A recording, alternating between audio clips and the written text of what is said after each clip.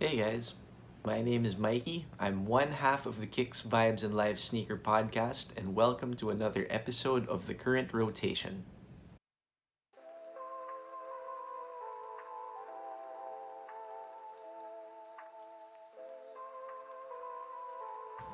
If you're new to the channel, or if you stumbled onto this video by chance, the current rotation is a segment on this channel where I talk about the shoes I've been wearing lately. I'll also be giving you some general info, some history, a few design insights, as well as where you can find them and some great alternate options as well. In the first episode, the rotation I featured was a mix of classic Air Jordans with recent Nike collaborations and a few other pairs. If you want to check that out, I'll leave a link to it somewhere on this video and in the description box as well. This time around, the way I built this rotation is in essence the same. You'll see some classics, some collaborations, and something modern to mix things up a little more. Again, it took me a while to put this together just because I don't go out very much. The places I go are pretty few and far between. I'd visit a loved one every now and then, I'd go on an occasional errand, and that's pretty much it. Like a lot of people at this point, I do miss being able to go out without a care in the world, where getting sick would be the last thought in my mind. But this is the world we live in now, and it is what it is. So if you do have to go out, please wear a mask, keep your hands clean, and practice social distancing as much as possible. With that said, let's start out this episode with my favorite Adidas Yeezy model of all time, the Yeezy Boost 700 in the Wave Runner colorway. As expected for most Yeezy shoes, the 700 in the OG Wave Runner colorway, no pun intended, rode quite a wave of hype when it was first released to the public. The circumstances surrounding the shoe set up a perfect storm for a new silhouette because they dropped when the dad shoe trend was still in its early phases. And with the help of Steven Smith, a footwear design legend whose career includes the Reebok Instapump Fury and the New Balance 997 amongst his output, Adidas and Kanye West came up with one of the best dad shoes around. With the thick midsole and layered construction cleverly hiding modern tech like boost cushioning, the 700 straddled the balance between old and new really well. Despite the numerous restocks, the resale market is still your best bet if you want to get them. However, there are more than a few alternate options out there. Subsequent versions of the 700 have released, in more colorways than I can remember the names of. A lot of which I would say though are worth checking out. However, if you'd prefer a more budget-friendly option, I would suggest looking at the Adidas FYW98, which is currently on sale on the Adidas web store. Moving on from Yeezys, next up in the current rotation is a little something from Nike SB. The Nike SB x Eric Koston Air Jordan 1 Low SB. What a mouthful to say.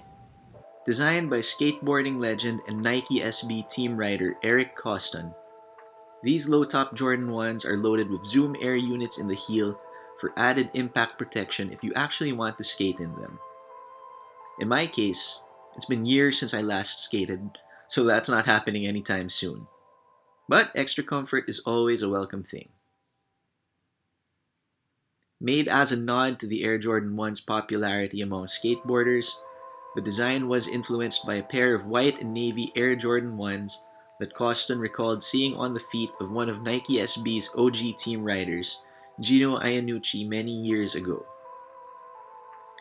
The colorway is the same as the Midnight Navy Air Jordan 1s that were exclusively released in Japan back in 2001. The only differences between those two are the shoe's cut, hits of branding, the aforementioned inclusion of Zoom Air technology, and the curious addition of a Jumpman logo on the toe box of the SB model.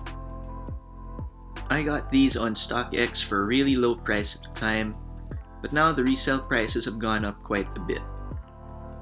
If you're looking for alternates, there are a lot of Jordan 1 lows at both the retail and resell level.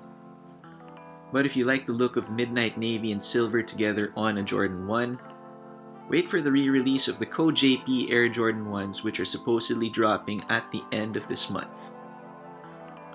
We now move on to something that's pretty new to me at least, and that's the Salomon XT-Wings 2 ADV. Salomon is a brand that has made its name in the worlds of trail running and marathons. I don't do both, but I do appreciate sneakers that are both comfy and durable, so I'm glad to say that the Salomon XT-Wings 2 ADV checks both boxes. For anyone who's curious to add these or something similar to your collection, I'm a 9.5 in most shoes. I went with that, and I'm glad to find that they do run true to size, although they might fit a little on the snug side. The speed lacing system makes them so easy to put on and remove. The comfort levels, I would say, are more supportive than plush, and since the shoes are intended for trail running, the outsoles feature durable traction patterns suited for a number of surfaces. I found these on Mr. Porter. They have a number of Salomon models on sale there. You could also try other stores like Packer and Kith as well. Now I don't think I'll be running trails anytime soon, or running for that matter in general. But if ever I do get the idea in my head, it's nice to know that I'll have a pair of shoes ready for both. But up next in the current rotation is a pair of shoes that I think goes pretty well with everything, and that's the Reebok Classic Leather. Originally released in 1983, the Reebok Classic Leather was born from a time when aerobics and workouts were all the rage.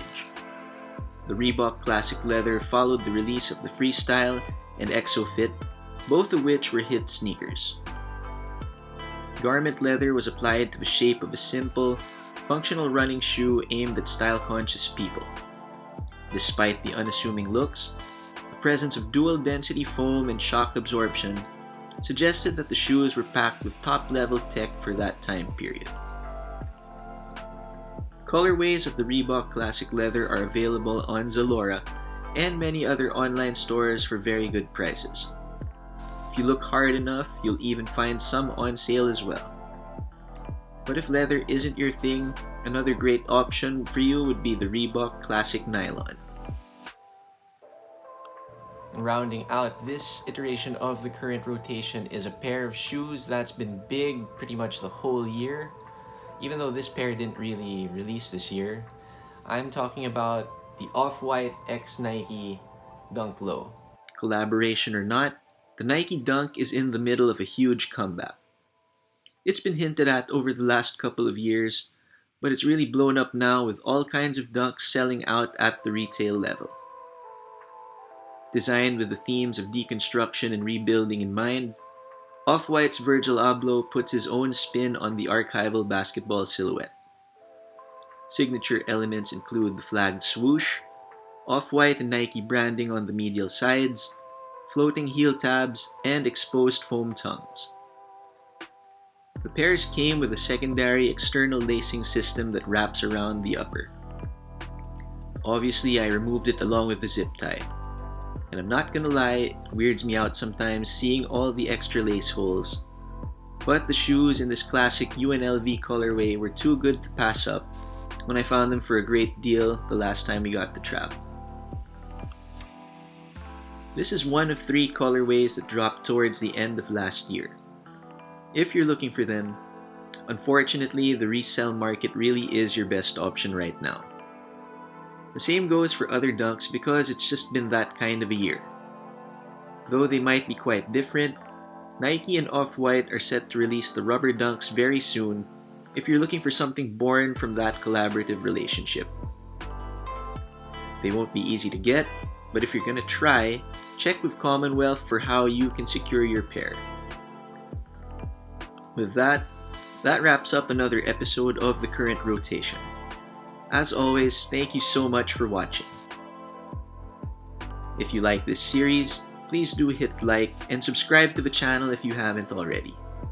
And don't forget to ring the notification bell to stay updated on the current rotation, Footnotes, which is our sneaker info segment, and of course, our namesake podcast, a new episode of which we hope to get out very soon.